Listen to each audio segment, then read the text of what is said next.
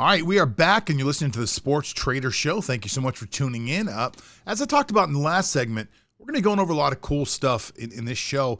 This show is going to be almost completely dedicated to what we just watched over the weekend, which was the NFL Draft.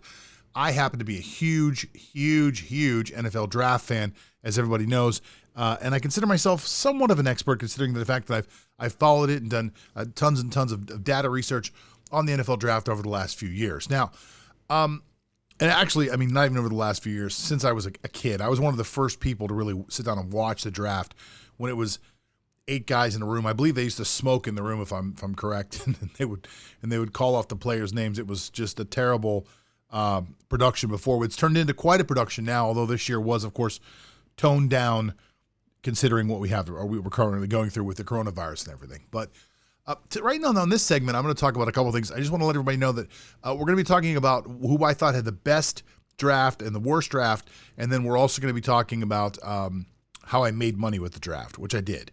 And if you just stick around long enough, I'll even teach you exactly how I did that. But right now, let's talk about who I think actually had the best grades for the draft. You know, everybody has their grades of so-and-so got an A, so-and-so got a B, so-and-so got a C. I think 3 teams. I believe the 3 teams had a better draft day than any other teams out there. 2 of them absolutely kill me to have to admit that they had great days, but they did. So I'm going to talk about it. But there are 3 teams that had great, incredible, unbelievable days, better than anybody else. And let's talk about our first team right now for the NFL Draft who got a solid A for me, absolutely an A, the Denver Broncos. Now, I know I don't think a lot of people loved what the Broncos did, but I absolutely positively loved it. First of all, the Broncos went through and filled in some holes that they needed to fill in for some depth positions and some immediate needs they needed on defense, which was nice. But why the Broncos really impressed me was that they said to themselves, this is one of the deepest wide receiver drafts that we've ever had in history. Our wide receiver cores are average at best. We have maybe one decent guy. Everyone else is just kind of okay. We're going to go out there. We're going to get our brand new quarterback. We're going to get our quarterback who was a rookie last year, and we're going to surround him with weapons. So they went out, they signed the running back, which gave them a loaded backfield.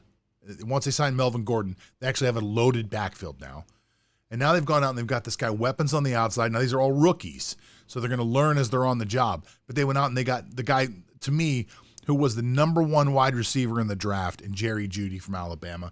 I don't think any of the other guys, I don't think CeCe Lamb, I don't think his teammate Riggs, I don't think these guys had anything near the talent that Jerry Jeudy had. I do not believe that. I'm a firm believer in the fact that Jerry Jeudy was the best wide receiver on the board this year, and they went out and got him at 15 overall. That is a steal. That is a top 7 player in this draft. Jerry Jeudy is going to be a superstar. You heard it here, probably not first. I'm sure you've heard it other places.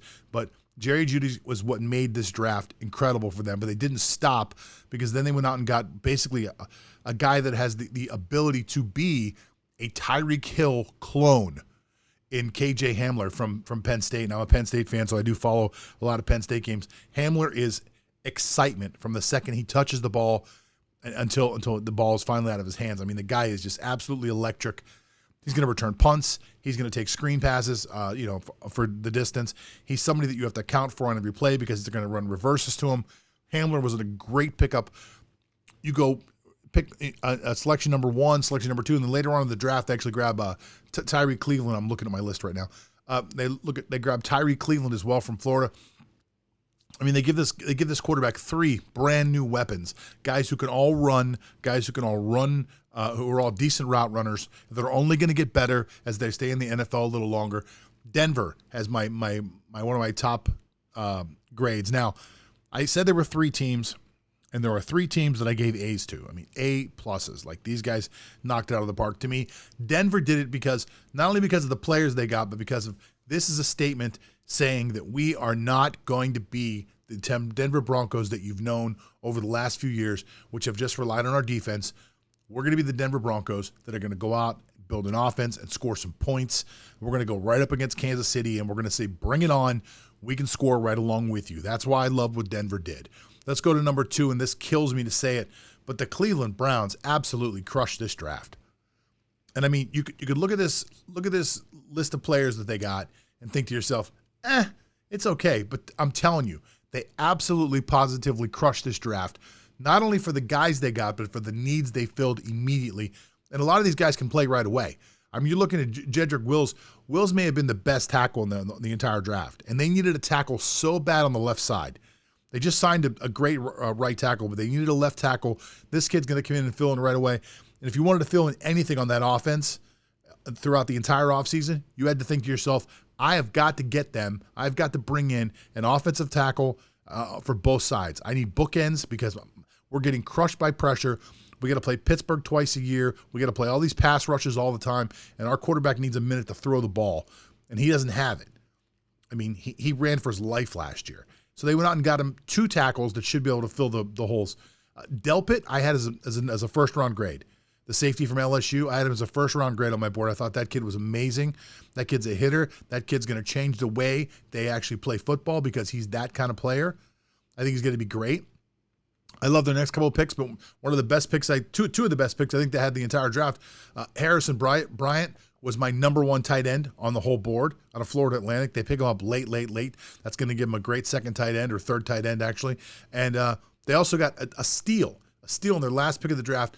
Donovan Peoples-Jones was rated as like a third rounder, maybe a late third rounder. They got him in the 6th round out of Michigan. He's already a polished route runner. It kills me to say that Cleveland had a great draft, but what kills me even more than that, I mean, absolutely positively, it's like a knife to my heart, being a Steeler fan and having to admit the fact that the Baltimore Ravens probably had the best draft out of anybody.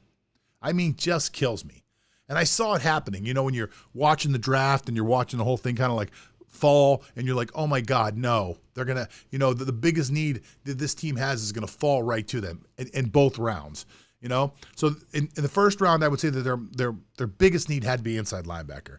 This team has struggled with an inside linebacker since they lost their starter 2 years ago, and they pick up one of the best guys. It absolutely kills me because I think this guy is as good as Devin Bush, who we last year, Steelers, gave a first rounder, a second rounder, and a third rounder to draft up and get. And this guy fell to number 28 overall. Patrick Queen from LSU is an absolute monster. I mean, this guy is a stud. He can run, he can hit, he can sift through traffic. I mean, he's only about 225, 230, and usually linebackers like that are afraid to stick their nose. This guy's not afraid to stick his nose in anything.